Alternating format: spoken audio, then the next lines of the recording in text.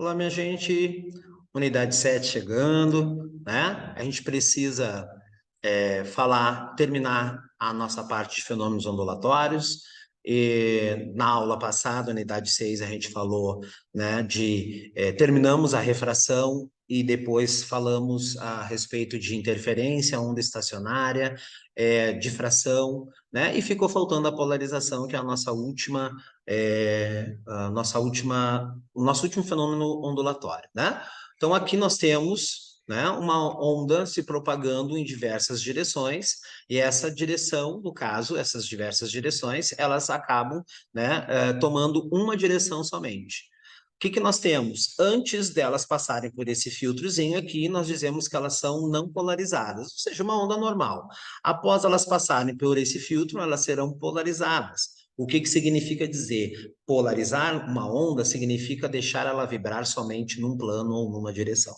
Então, o que está acontecendo? Aqui eu tenho ondas vibrando em todas as direções, né? Tenho ondas vibrando em todas as direções, e quando elas passam por esse filtro polarizador, elas vão passar a vibrar somente numa direção e num plano, ok? Isso é o que significa polarizar uma onda. Só que temos algumas condições para que essa onda possa ser polarizada. Eu acho que vocês já devem ter visto aqui no meu GIF, né? Exatamente o quê? Que a onda que sai aqui, ela é uma onda transversal. Consequência, né? A onda longitudinal não pode ser polarizada.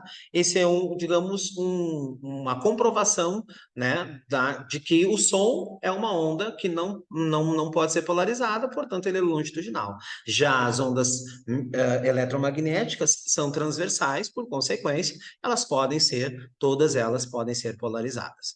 O aparelho que faz a polarização é chamado de polarizador.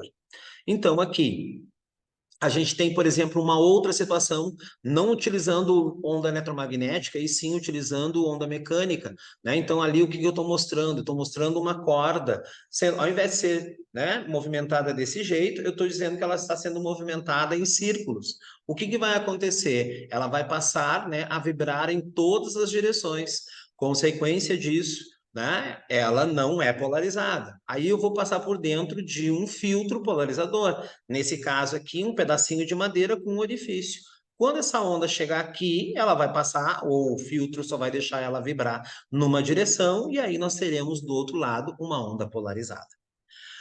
Então, o que que eu tenho que me lembrar a respeito do polarizador, né? Dentro de onda da polarização. A polarização só pode acontecer com ondas transversais. As ondas eletromagnéticas, todas elas são transversais, por consequência, todas elas poderão ser polarizadas. Agora, as ondas mecânicas, nem todas são transversais.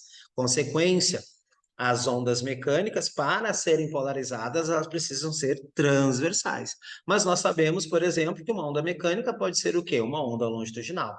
Por consequência, a gente vai ter o som, que é o exemplo clássico de ondas longitudinais, não podendo ser polarizado. Aqui embaixo eu mostro para vocês exatamente o desenhozinho, né, de uma onda longitudinal e por que ela não pode ser polarizada, né? Ela já está vibrando e se propagando numa direção, então não tem sentido polarizar uma onda, né, longitudinal, ok?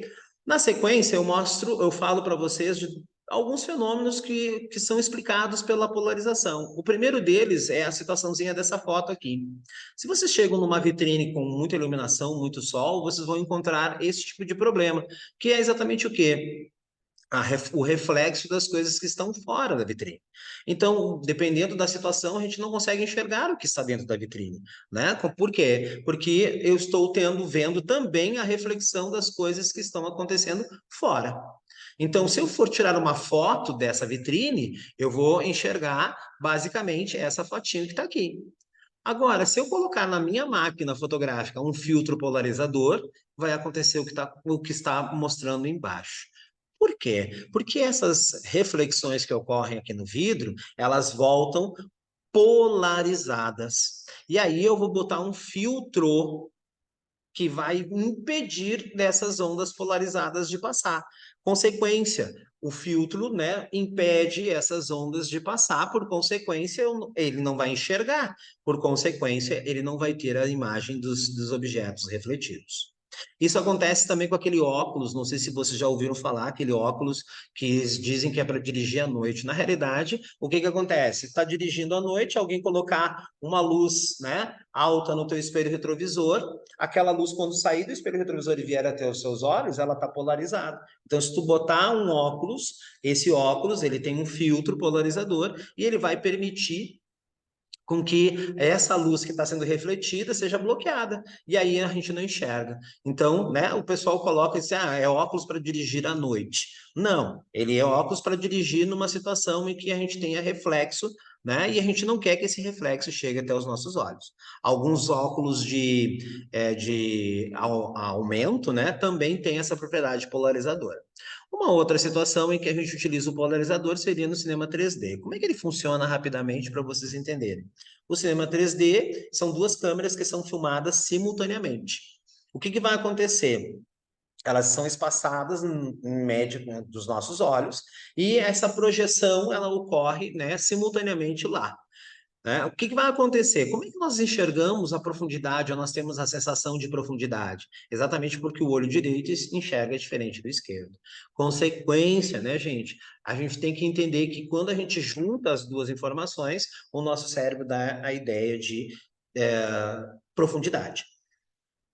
Nos filmes antigos, né, nos óculos antigos, nós tínhamos basicamente o quê? O óculos enrolando o nosso cérebro. Por quê? Porque as duas câmeras eram filmadas, filmavam e duas câmeras eram projetadas. A lente da direita filtrava totalmente, né, a câmera esquerda, a lente da esquerda filtrava totalmente a lente da direita. Consequência, a sensação que é que o olho direito enxergava só o que a câmera direita filmava, o olho esquerdo só enxergava o que a câmera esquerda filmava. A consequência, enganava o nosso cérebro e aí dava a noção de profundidade, né? Hoje, isso não é feito dessa forma. Hoje, isso é feito utilizando o cristal líquido. O cristal líquido esse que vocês certamente já tiveram, né? Ou contato, ou talvez tenham tido em casa, numa TV LCD. As telas de celular antiga, elas eram todas de LCD, hoje não mais, e as telas de calculadora, né? O cristal líquido, ele tem a condição de se orientar a partir de campo elétrico. Então, o que que vai acontecer? Quando a gente cria lá uma corrente elétrica, um campo elétrico, ele vai se orientar formando as figuras. Só que se eu não tiver um polarizador na frente, eu não enxergo. E aí, então, o que que vai acontecer? O filme de hoje, né, ele vai ter o quê? Lentes de cristal líquido. Aí o que que vai acontecer? Nós vamos ter um sinal infravermelho, né? Esse sinal infravermelho vai simplesmente sair da projeção e vai passar pelas lentes. E quando esse sinal de infravermelho passar pelas lentes, o que que vai acontecer? Eu tenho a simulação do que eu acabei de explicar, né, na situação anterior, que é a lente do olho direito só vai ver o que a câmera direita vê, filmou, e a câmera do lado esquerdo só vai ver, o olho do lado esquerdo só vai ver o que a câmera do lado esquerdo filmou. E aí vai dar a noção de profundidade. Certo? Nós temos então aí muitas aplicações da polarização, né? Óculos com polarizadores, né, são muito mais interessantes do que um óculos somente com proteção UVA e UVB. Por quê? Porque a polarização ela diminui em 50% a irradiação que chega. Se o óculos de vocês não tem uma proteção polarizadora e não tem nenhuma proteção UVA UVB, quando tu diminui, né, tu bota um óculos escuro, tu diminui a luminosidade no teu olho, a tendência é que a tua pupila dilate. Consequência, se o teu óculos não protege, o que vai acabar acontecendo? Vai entrar ultravioleta, vai entrar todas as ondas direto na tua retina, podendo causar algum problema de visão. Então, por isso que um óculos é sempre importante, né? Ser um óculos com pelo menos proteção UVA e UVB.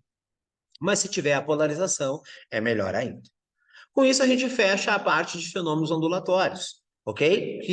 Foram 5 fenômenos: reflexão, refração, interferência, difração e a polarização. Todos ocorrem com todas as ondas? Não, a polarização tem a exceção de só funcionar com ondas transversais, ok?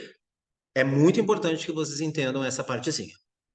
Na sequência, a gente vai dar, então, início ao nosso estudo de onda sonora. A onda sonora é uma onda mecânica, ela é uma onda longitudinal, ela é uma onda tridimensional e, né, Como ela é uma onda longitudinal, ela não pode ser polarizada, certo? Então, o que acontece? A onda, né, sonora, ela é chamada de longitudinal porque o fenômeno, né, polarização não ocorre com ela.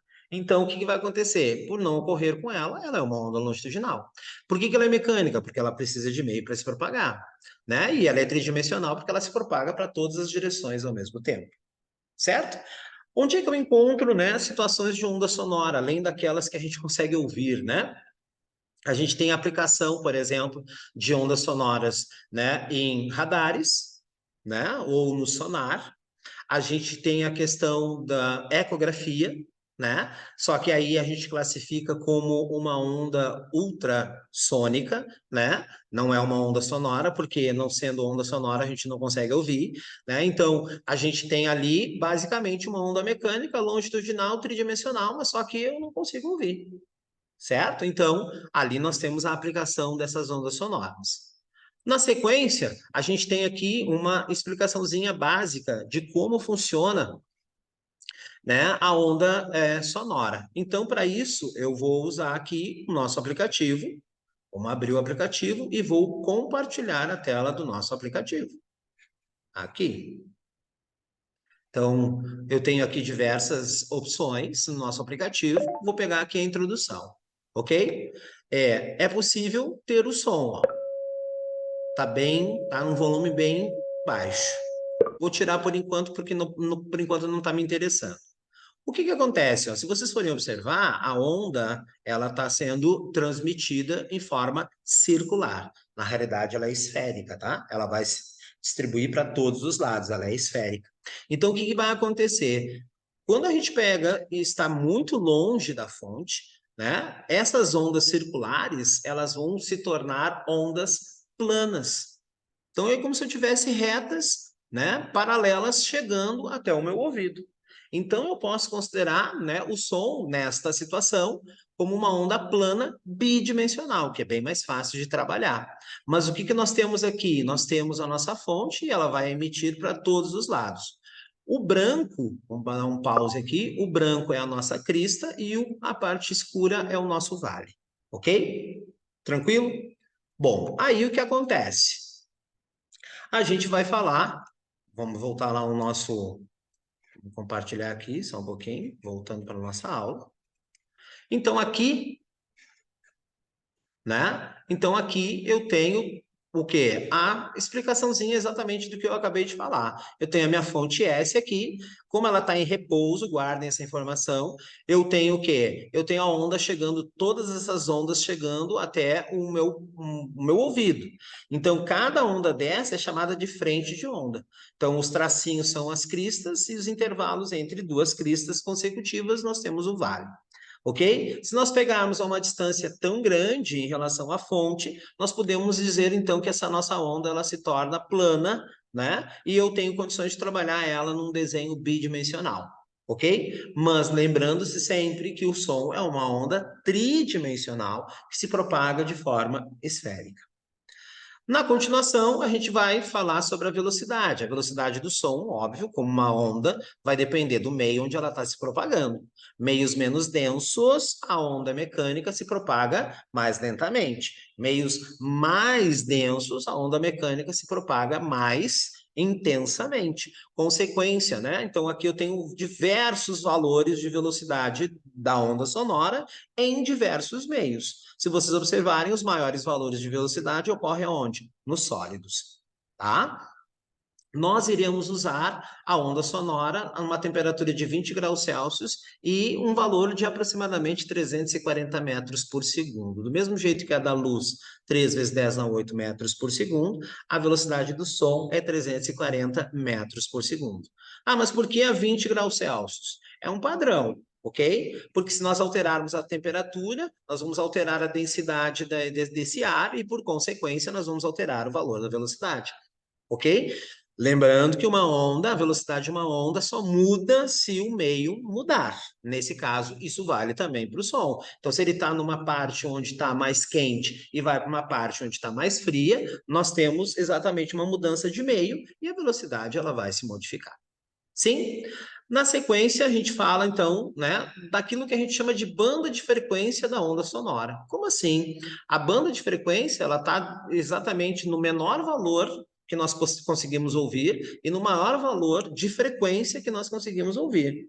Só que esses valores, eles estão associados ao nosso tímpano. O que é o tímpano, gente? Imaginem um copinho onde eu coloco lá uma membrana, sei lá, um balãozinho, uma bexiguinha, vai formar um tamborzinho. Quando a onda chega, essa membrana vai vibrar na mesma frequência, né, que essa onda que chegou. Então, o que vai acontecer? Essa membrana vai enviar a informação para o nosso cérebro. Só que essa informação é mecânica, né? Ela vai é uma vibração de uma membrana, ela é mecânica. E o nosso som, ele só percebe o quê? Sinais elétricos. Como é que é feita a conversão? Lá nós temos os nossos famosos três ossinhos, né? O martelo, a bigorna e o estribo. E esses três ossinhos vão converter essa vibração mecânica num pulso elétrico. E aí o nosso cérebro consegue interpretar que aquilo é uma onda sonora. Só que como ele é mecânico, ele tem limitações. Quais limitações? Limitações de menor frequência e limitações de maior frequência. Qual é a menor frequência que o nosso tímpano consegue perceber, ou seja, consegue acompanhar na vibração? 20 Hz, 20 vibrações por minuto, por segundo, né? Agora, qual é a máxima que ele consegue? 20.000 Hz. O que vai acontecer? Ele vai vibrar. Se eu colocar 20.001, ele já não vai conseguir acompanhar. Então, o que ele faz? Ele para. E aí, para nós, é silêncio. Só que isso é ultrassom e infrassom para nós. Para um animal, por exemplo, como o cachorro, que vai até 30.000 Hz, ele consegue ouvir sons que nós não conseguimos. Quem tem cachorro em casa sabe muito bem que o cachorro consegue perceber o som, né? E a gente não conseguiu ouvir nada, mas ele já percebeu. Por quê? Porque ele tem um ouvido com uma, digamos, uma faixa de frequência do audível superior a nós. E aí o que acontece, né? Por ele estar, né, com essa frequência acima dos 20.000 Hz, o que vai acontecer? Ele sente dor. Então, não sei se vocês se recordam daqueles apitos que para nós não faz barulho, mas os cachorros obedeciam. Passou alguém agora aqui com, né, com vontade de gastar bastante combustível. Então, o que acontece, né? Assoprava lá, a gente não ouve, por quê? Porque aquilo era acima de 20.000 Hz. Agora, o cachorro estava ouvindo e dói, certo? Dói. Dói porque é muito intenso. É um apito muito intenso. Consequência, por doer, o cachorro vai chorar. E quem tem animal em casa sabe muito bem que durante as festas de final de ano sempre tem esse problema, né? Com os fogos de artifício. Então, aqui eu coloquei exatamente o quê? Um gerador de frequência. Então, vamos compartilhar a nossa tela. Deixa eu compartilhar aqui, só um pouquinho. Isso, com som, maravilha. Então, se eu dou um play, eu tenho aqui uma frequência de 440 Hz. Eu tenho condições de alterar, aumentar a frequência. Veja que eu não alterei o volume. O volume está aqui, ó. Eu vou diminuir o volume ou aumentar o volume. Vou dar um stop. Se eu aumentar a frequência, por exemplo, para acima de botar 10.000 Hz, vejam, ó, vou dar uma diminuída no volume, porque senão vai doer para algumas pessoas. Vou dar um play. É mais ou menos isso que o cachorro ouve. E isso dói, né? Então, por isso que esses apitos foram proibidos.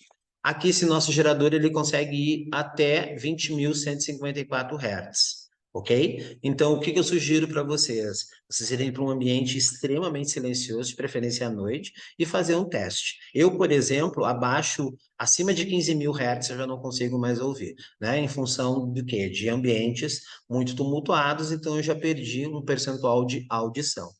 Ok? Então, esse gerador aqui, ó, o linkzinho, ele vai estar na figura. Volta lá para a nossa aula. Ok? Aqui, ó, o linkzinho vai estar aqui na figura e vocês têm condições de acessar esse gerador para vocês poderem verificar ou até mesmo mostrar para os alunos de vocês. Ok? Na continuação, a gente fala das qualidades fisiológicas do som. As qualidades fisiológicas do som são três, né? Duas a gente troca. Quais são as duas que a gente troca? Altura e intensidade. Como assim? A gente costuma usar as palavras da altura na intensidade. né? Então, por exemplo, o que é a altura do som? Frequência. Então, um som agudo, um som grave, está associado à frequência, que foi o que eu acabei de falar. Então, só para reforçar, né? Vamos botar lá o nosso gerador de novo. Então, ó, isso aqui é um som agudo. Vamos dar um play. Isso é um som agudo. Isso é um som grave. Certo? Então, o que vai acontecer? Eu estou alterando somente a frequência. Ou seja, eu estou alterando somente a altura. Volta lá. Aqui, certo? E a intensidade é o volume, que está associado a quem? A energia. E quem é que transporta alguma coisa? A amplitude, em termos de energia. Então, uma onda mais intensa é uma onda forte, mais potência, certo? Uma onda fraca, ela é uma onda com menos potência, né? Menos amplitude, menos energia. Então, eu posso alterar a altura sem alterar a intensidade. Só que se vocês chegarem num ambiente onde tem uma música muito forte, né? Vocês chegam e dizem o quê? Ah, por favor, dá para baixar a música. Vocês estão usando a palavra baixo no intuito de diminuir a intensidade. Então, a gente não tem o hábito de falar de forma correta. Eu não quero aqui dizer que vocês têm que mudar a forma de falar, mas é importante salientar que existe essa diferença conceitual. Ah, então, um som forte ou um som agudo pode ser um som, né, fraco, agudo, compreendem? Então, eu não preciso mexer numa e automaticamente mexer na outra. Por exemplo, aqui eu tenho um som, vamos botar aqui uma frequenciazinha, dá para ouvir, né? Então, ó, eu tenho um som com uma frequência X, né, 439 Hz, eu vou aumentar a intensidade ou diminuir a intensidade. Vejam que eu não mexi no botão da frequência. A frequência ficou a mesma. Eu posso ter o quê? Nessa situação é um som grave, fraco. Nessa situação é um som grave, forte. A gente pode ter o contrário, né? Como assim? A gente pode ter um som forte, agudo, ou eu posso ter um som forte, grave, né? Ou eu posso ter um som agudo, fraco. Vejam que eu não estou mexendo, né? Ou mexo no botão, ou mexo no outro. Dá uma paradinha, porque eu sei que isso deve estar doendo os ouvidos de vocês. Voltando aqui para a nossa aula, para o nosso material. A intensidade, gente, está associada a quem? A poluição sonora. Quando na próxima aula, nossa última aula teórica, eu vou falar da poluição sonora e eu vou retomar a questão da intensidade. É muito importante lembrar que a intensidade é que é responsável pela poluição sonora. Continuando no nosso materialzinho, a gente fala do nosso nossa última qualidade. Essa última qualidade, ela está associada a quem? Ela está associada à mesma altura, mesma intensidade, mas como elas são de fontes diferentes, elas vão ser, né, criadas formas de ondas diferentes. Certo? Só que existem situações em que a gente pode fazer o quê? Uma onda muito parecida, ter a mesma altura, ter a mesma intensidade e a forma da onda muito parecida. Quem é que está fazendo isso hoje? A inteligência artificial. Vocês já devem ter visto, né, que a inteligência artificial ela estuda lá a voz de algumas pessoas e ela consegue falar como se fosse a pessoa. Isso foi feito com a Elis Regina naquele clipe da Kombi, né? Então, se vocês pegarem o clipezinho lá, vocês vão ver aquela voz da Elis Regina cantando ali, aquela voz foi feita totalmente artificial. Como é que eles fizeram? Eles analisaram a forma da onda da Elis Regina, trabalharam com a altura e com a intensidade e conseguiram criar, né, uma onda sonora com o mesmo timbre. Só que essa história do timbre também pode se passar da onde? Pode passar de pai para filho, né? Então, existem, por exemplo, meninas que têm a voz muito parecida com a mãe, existem meninos que têm a voz muito parecida com o pai, né? Então, isso está associado a quê? Está associado à nossa forma da nossa onda. Então, nós podemos emitir sons de mesma altura e mesma intensidade, mas como elas forem emitidas por instrumentos diferentes, a forma da onda será diferente e o nosso ouvido consegue perceber essa diferença. Sim? Então, aqui fechamos a nossa unidade 6, ok? Deixa eu terminar aqui a nossa unidade 6, e essa unidadezinha, ela vai ficar disponível para vocês, né, a partir do dia 22, que é agora, sexta-feira, certo? Nessa sexta-feira.